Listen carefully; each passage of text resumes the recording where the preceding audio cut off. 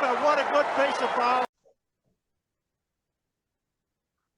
So hi everyone. So welcome back to this is the fourth episode of for the Love of the Game cricket podcast. So hopefully you guys enjoyed the show so far. So we have been trying to incorporate new things as well. So I'm here with again Prakash and Pranav, my two cricket buddies here to discuss about the more cricket related things going on in the world of cricket right now. So right now there's the Ashes going on. So I think this is the fourth test going on right now between England and Australia, and England are in a very good position as of now. So we can let's start with that. So Prakash, so how are things right now? I know you have the TV on right now. So how are things looking? So how is England, like how is the match going on? Yeah. England, as we record this, England trail by 39 runs. Crawley is playing the innings of his life, and England look to be back in it. They might just take it to all, but it depends on tomorrow if the weather holds up. Apparently, there is bad weather on days 3, 4, 5. So, anyways, that's up to chance. But as far as it's looking right now, England are in commanding position. Yeah. Yeah, after the first two tests, England have come back strong. I think the inclusion of Mark Wood has been a huge thing. Like exactly because I read Ollie Robinson wrote in a column that he is too quick for the Aussies or something like that. So that was a remark. Yeah. So overall, so what do you think? So Pranav, so what do you think Mark Wood and what has England done differently in the last two tests compared to the first two tests? Do you think why have they improved a bit? So what's your take on that? Well, I think it has more to do with getting the combination right. The inclusion of Mark Wood alone is not a factor, but their batting somehow has started clicking uh, because of Stokes's heroism in a losing cause. But they have suddenly woken up saying, okay, we have to play some good cricket. And apart from Mark Wood, the other standout player for me has been Chris Woakes. I mean, he got his first Ashes fifer this season or in the first innings. And he has been doing well, and I potentially think he's also one of Josh Butler's key players when it comes to the World Cup. So, having performed really well in the domestic season, and Chris Woakes and Mark Wood together rattling Australia's batters, probably they've also had this toss luck going their way in the last four tests, of course. But Stokes has been making some right calls in these last two tests. And I think we are in for a cracker in the fifth test. And I really hope it goes to 2-2 and then it's not a shared Ashes. Someone picks it up. Right. Yeah. So the Ashes Well, yeah. Go on. I'll just put in a quick word there. It's since 1931, no team has ever come back from being 2-0 down in the Ashes and win it 3-2. So the likelihood of that happening is very, very low. That's all I'll say. Yeah. Even from the World Ben Test Stokes is a madman. Yeah. Sorry? I mean, Ben Stokes is a madman. I mean, you Agreed. can't rule out anything. I mean, with England, you certainly can't rule out anything. There's drama, there's Ashes. If there's no rain tomorrow, then I agree with you for sure. But if there is a little bit of rain and little bit of time is lost, then you reckon Australia can bat this out? I think England's innings victory is on the cards. If they bat out tomorrow's day somehow, I'm making a bold call, I know, but if England bat out Australia, I mean, in this test alone, if they somehow get to 500 by the end of day three, then we are in for a game. I mean, they could be chasing somewhere around 80, 90 runs, if not an innings victory. As I speak, I think Crawley's played the best shot of his life, of Stark. Yeah, so it's looking like that, to be honest. Yeah, and also expect. Yeah. Also, one thing to remember in this test is I think Australia do not have any spinners, so they are playing with on all pace attack. So in the fourth innings, it will be interesting to see how things go.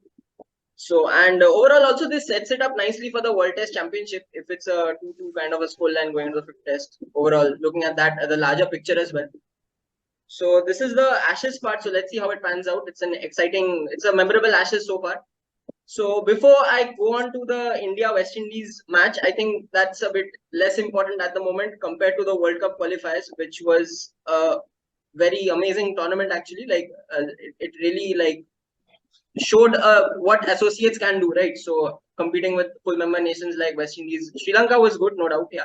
But overall, like let's talk a bit about West Indies. But before that, I would like to talk about the performance of Netherlands, right? So I will also not discount Scotland. Scotland has also been outstanding. So overall, what do you think? What do you think? So anybody can say. So what do you think of the gap between the associates and say the lower ranked full member nations? How close are they right now? See, the more you keep minimizing the game when it becomes a 20 over or 50 over game, any nation comes into play. Especially these guys. Speaking of Netherlands, 8 of their players or 6 of their players are actually playing county cricket right now. They don't even have a full team, and they still got that far. So this gap is being this thing. Coaching is getting better. Players are moving around. People are playing county cricket leagues. So yes, it's been Zimbabwe unlucky to have missed out on the ODI this thing, but they have a superb team too. Unlucky for Sikandar Raza, but all in all, the quality of this tournament was fantastic. It was pretty well organized. I think West Indies were a shock, but we'll keep that for later. Yeah, that's about it. They job well done by the ICC on this. Yeah. Well, I think it majorly has things to do. I personally feel that all these teams who have played the qualifiers. Uh, I don't agree with the current World Cup format. I mean, all these teams deserve to play the World Cup. Right. The qualifiers concept is something that I don't agree with because they're continuing the 2019 format. If it was 2011, I think we could have seen more teams. I mean, imagine Scotland and Zimbabwe getting a go. So if 4 teams would have qualified, it would have been something different. I mean, they certainly deserve to play. Like, Scotland played brilliantly, Zimbabwe played brilliantly. What I also don't agree with is the review system that were kept by ICC. I mean, in the league matches, we did not have the review system. So there were certain decisions which swayed the matches into other teams' favor. I would not call them a very major decision, but I think Zimbabwe has been a bit behind when it comes to technology. So having review system, having DRSs, having Hawkeyes might also help. So it is actually highlighting the fact that we need more cricket in those parts of the world. I mean, I still remember Ireland playing the first test against England. They got England for 80 odd. I mean, who would have imagined they got England for 80 odd? Eventually, they lost the test, of course, but giving them more games gives you more exposures. I'm even surprised that somebody like Paul Sterling does not get an IPL contract. So things like these, if they can improve on certain facets, these teams can certainly come up. Like Prakash mentioned that Netherlands were certainly missing certain players, but they have qualified. So that big heart now the conundrum for Netherlands is once they come back, do you actually pluck out these players who took you here and replace them? Nobody knows. I mean, it's an interesting situation to be in, but I think they should be given more games, and I hope ICC's next FTT allows them more games. I mean, boards have to. India is playing Ireland 3 T20. As why not play a test? I mean, before touring England, go play to Dublin. I mean, play a test match. There's no harm. The crowds will come in. You will get broadcasting rights as well. Everything will fall in place. Overall, it was a super tournament. I must agree. Yeah. Yeah, agreed with you. So the ICC should do more to promote these associates because the gap is reducing every day. Like structure is improving, everything is going on. So the overall, so what I would, there's a fun thing. So I saw the Asian Games is supposed to be, which India is also like participating in. I think it's a new thing. It's Yes. something good. So I think it's an 18-team event, and India will directly play in the quarterfinals, as far as I know. But the World Cup will be 10-team Yeah. event, so it doesn't sound quite right. Asian Games 18-team, World Cup 10 teams. But anyways, so the thing is that so before going to the Asian Games, so let's talk a bit about the West Indies, right? So even also the test match which India is going on, and also their performance in the World Cup qualifiers. So I know that the test side is different to the one day side and the T20 side. I know that, but then overall, so what do you think is going on with the Caribbean team? So what is the? I know there are structural issues, payment issues, board and everything. We hear every day.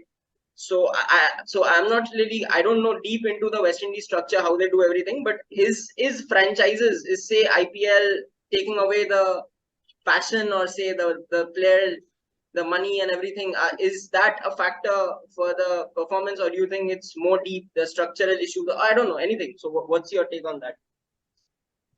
It's a bit to Well, do I with think these associate. I'm sorry, Pranav, you go ahead. no, go on. Go on. Okay. I think it's a bit to do with these associate nations catching up also, because if I remember correctly, maybe West Indies were already out by this point, but when they played Netherlands, they put up a total of 374. Right. Right. And Netherlands Yeah, chased it, or it went to a super over, and then and Netherlands made 30 in that super over, if I'm not mistaken. Logan Van Beek, the hero. Yeah.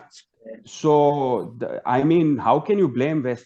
Okay, maybe it's a pata wicket, runs game, this, that, but 374 and losing does not happen every day. I agree. So I I mean, think I would like to think that it's a lot to do with this thing, because look, if you go into the fact about the board payment, listen, people like Holder and all, I think are making reasonable money. It's the people who are downstream in the test matches who need to make more money rather than these limited over guys. Over here, the excuse of finances don't work. At least in my opinion, that's what I think. It was a bad tournament, maybe, but I think these teams have caught up. They've caught up big time. They probably will give a couple of international teams a run for their money too. yeah, I think West Indies certainly have certain issues with man management, and it's quite natural with them playing leagues around the world. It's with the popularity of T20 cricket and the power hitting West Indies produces, it's natural for them to be looked around across. They have their own CPL, they play IPL, they're playing NLC at the moment. They go to Pakistan and play PSL. So all those things aside, I think it has more to do with man management and communication, because Andrew Russell has just come out and said, okay, I'll be available for the 2024 World Cup. So they've just got Darren Sammy into the limited over setup. Of course, they have had a new low, but I certainly think that this new low will make them rise, because the next World Cup is at their home turf. So probably when there's pride, West Indies. I saw Ravichandran Ashwin's YouTube video alongside T Dilip, where he spoke about passionate cricket fans in West Indies, and for that reason alone, I think West Indies will rise up. The problem has been structural issues or whatever. It's more to do with the man management, because Shea Hope has just come in as the skipper. He's very raw. Of course, he's played a lot of matches, but he's very raw. He was earlier in the test setup, but not there at the moment. You know, Pollard was there before, but not there. Narayan was there before, but not there. So all of those things have a lot to do with their domestic setup on all those things. I mean, there are no less issues in India. Again, people are getting injured. I mean, I heard Shardul Thakur got a niggle. I mean, he's supposed to play the World Cup. So things like that have been affecting West Indies, but I think they should rise up. I mean, they have been playing cricket since the time even before India started playing. So they have the right people now, at least, and then I expect them to play good cricket from here on. Things they have taken back from the World Cup qualifiers, they should improve upon and be back stronger. Yeah, I agreed with you. So let's come to the test match which happened India West Indies. So Yashasvi Jaiswal, brilliant on debut, a fantastic 100, a daddy 100. And also like Rohit Sharma got a ton, Virat Kohli scored 76. So batting looks okay. So also Ravichandran Ashwin, legend, like got wickets as usual. So that's something. And also, so overall, if I may ask you, I see one player from West Indies who actually like impressed me a bit is the debutant, Athenes, right? Yeah, his name is Athenes. So he was pretty decent with the bat and also with the ball. So I think he's mainly a batter. And another player is Rakeem Cornwall, right? Because the rest of the spinners were bowling and Rakeem Cornwall were bowling in West Indies. There was a difference. You could see the ball coming out of his hand and pitching, and it made a difference. So I think he needs to work a bit on his fitness issues. So if he can do that, I think he will be like more consistent player in the team.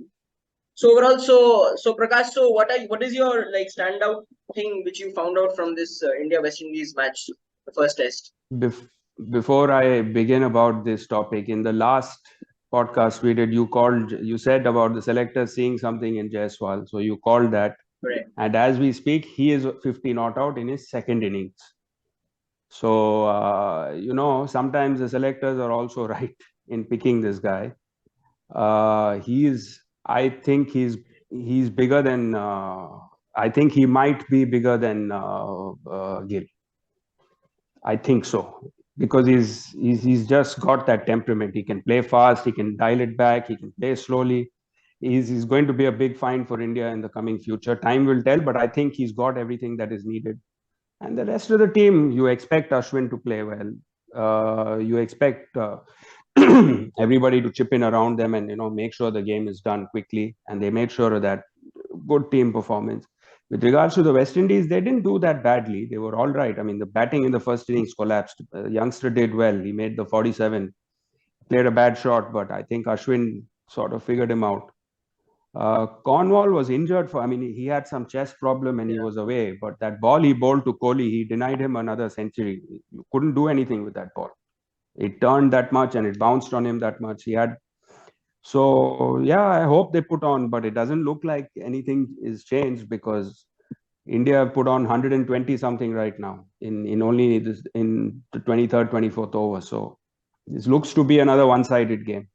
Let's hope the West Indies actually do something. Yep. But India have been very clinical. We have to give them that.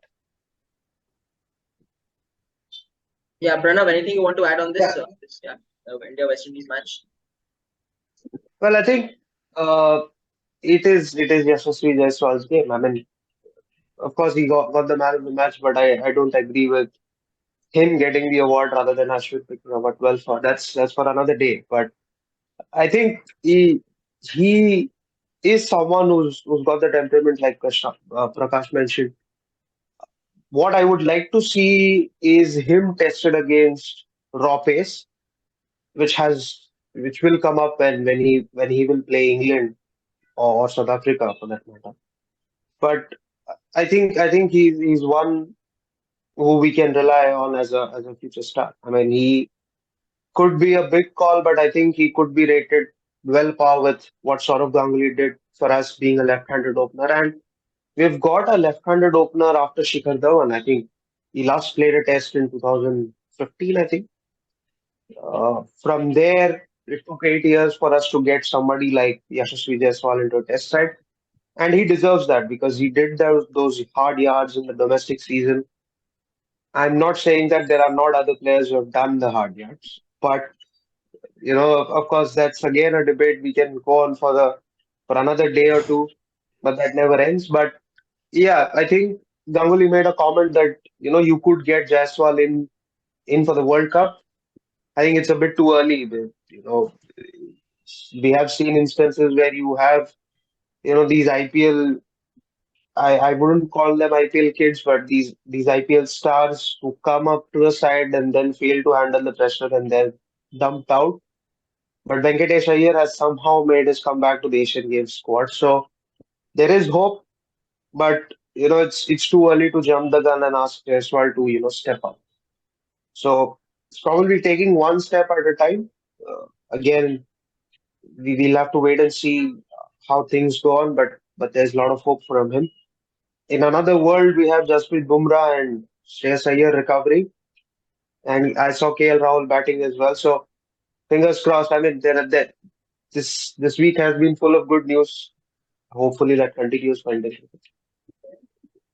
Yeah, Jasprit Bumrah, I think that will be a very huge player for the World Cup. I think the bowling will be weak without him. The batting can manage without Shreyas Iyer, but the bowling without Jasprit Bumrah will be tough. But anyway, so let's hope for the best.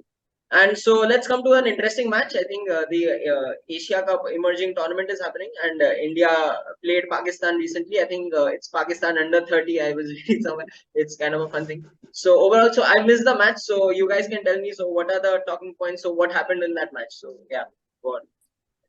This kid from CSK, Hazrekar, he just Mangal. started the game. Sorry, what? I am. Can you pronounce his name again? His name is Rajvardhan Angagekar. He's basically from Maharashtra.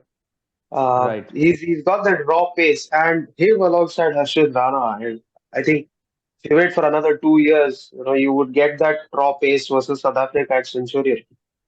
And in for some In the crackerjack. in his first spell, he finished. I mean, basically, he put Pakistan down because he took two wickets quickly, and then he just choked the run rate. 1-2 overs went for a few runs. But Pakistan have 6-7 players who've either played or playing international cricket. I don't even know how you can call them an emerging team, but anyways, but this boy Sai Sudarshan, I don't know if you saw his innings. I think Sudarshan and this Yash Dole, who's the captain, both of them, even Jose, what's his name, Kirin. I'm not getting his name right. The number 3 who came in, Jose was his name, or Jose was his name. Is it Nikin Josh? Yes, Nick and Josh. Sorry. Nick and He's from Josh, and Karnataka. even the opener Abhishek. I think he Abhishek plays Sharma. for RCB. All of them He played well. played for Sunrisers. Sunrisers, okay. All of them played well. So Yeah. It's in I mean I just read this somewhere. So in total Pakistan A had 21 international matches versus India A having none. So I none. think for some reason I somehow agree with the selectors. Good job to Shiv Sundar Das and co. Before Agarkar came, the squad went out. So uh, good on them on picking certain stars of the under 19 World Cup, sending them here. And what I've liked is Yashdul's captaincy, and I'd have to He was laud Shiv very good. Sundar Das for that. I mean, his tactics have been something, and Yashdul I think was made the skipper for the Ranji side for Delhi or something of that sort. Right. Happened, and people started trolling him for becoming the captain of this side, but he has actually shown he's that sort of material where he uses his brains, knows the tactics well.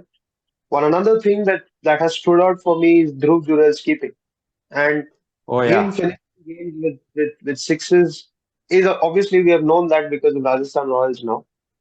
But he using Joss Butler's gifted gloves, and keeping with those Kookaburra gloves. Think of Yesterday he pulled off did you see his stumping? It was a Dhoni-like stumping. yeah, yeah. So quick hands, good feet movement. We have discussed that for Ben Folks, but Dhruv Jurel is another good crop of keeper.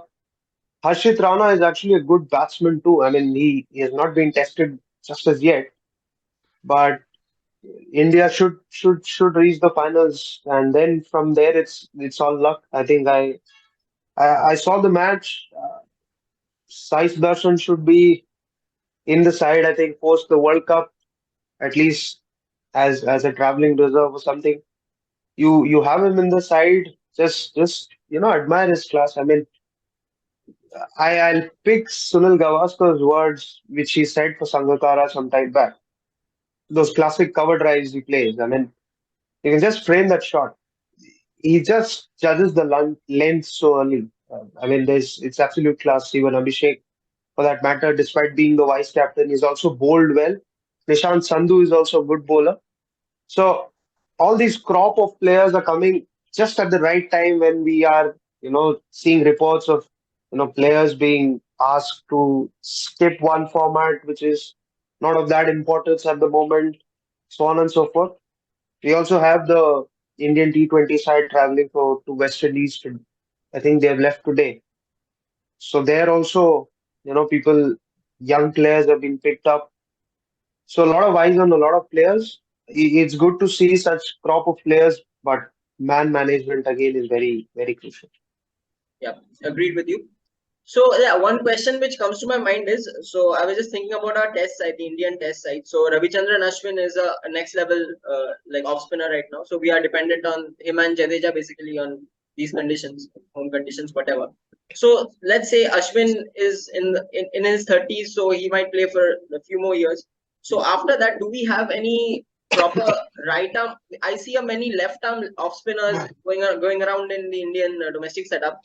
So be it Akshar Patel, be it anyone. So are there any proper genuine, like, I won't say Ashwin like because that's a level too far, but like any promising right arm off spinner like who is playing in the domestic circuit who can maybe come into the side? Because I feel that a right arm off spinner is very crucial for the test side because they are, I think, the heart and soul in We some certain conditions. Yeah.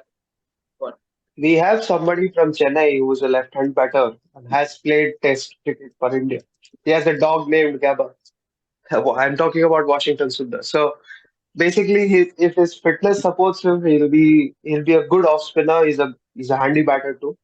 The other off spinner that I'm looking forward to, I don't know if a lot of you have heard about him is Shams Mulani. Of course, he's not. I think he's not a right arm bowler, but there are there's a crop of spinners coming up. Nishant Sandhu, Shams Mulani is there. If you talk about off spinners, I think Nitish Rana is one who's not a who's not a genuine off spinner, but he's somebody who's a Suresh Raina like. So there is a dearth of off spinners, but I still hope there are people uh, who are playing those domestic cricket games. I think there are a lot of players who are bowling left arm spin. Sai Kishore is another example who bowls decent left arm spin. Off spinners, Krishnappa Gautam is there, but I'm not sure about his age. But again, that factor, I mean, Ashwin's shoes would be a very big one to fill, and I think the next in line is Washington Sundar.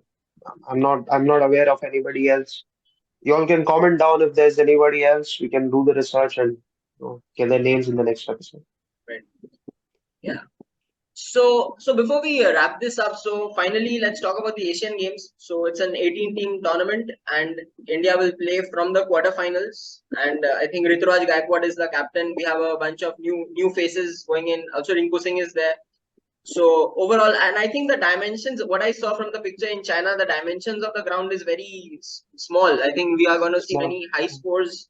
So let's hope for an interesting tournament over there. So anything you guys want to add on this Asian tournament? So what does this mean? So how are you looking at this tournament from a perspective of cricket? Yeah.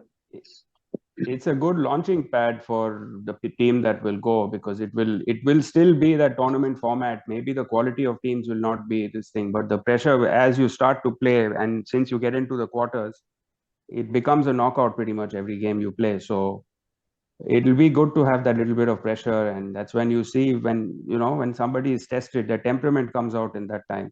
In China, I used to live there, so in the city they had the previous Asian Games. I played in that ground. Okay. They are 60-65 meter grounds to the top, to the maximum. And this time they're doing it in another city. Yeah, but that's how it will be. These boundaries, it'll be a beautiful stadium. Everything will be nice, but I don't think they'll be Australian sized grounds. So the bat will do the talking. Right. Well, I think for me, the key takeaway has been that these players will not be a part of the World Cup side because the dates coincide. So that's one part, and this is Agarkar's first squad as first major trophy squad or a medal squad as the chief selector. Has done a good job, I think. Credit to him and other selectors to get back Shivam Dubey into the mix, and he thoroughly deserved that. I think what he's done for Chennai as a spin basher. But I'm not sure if spin will play a very major role in terms of what we see in the Asian Games because small grounds.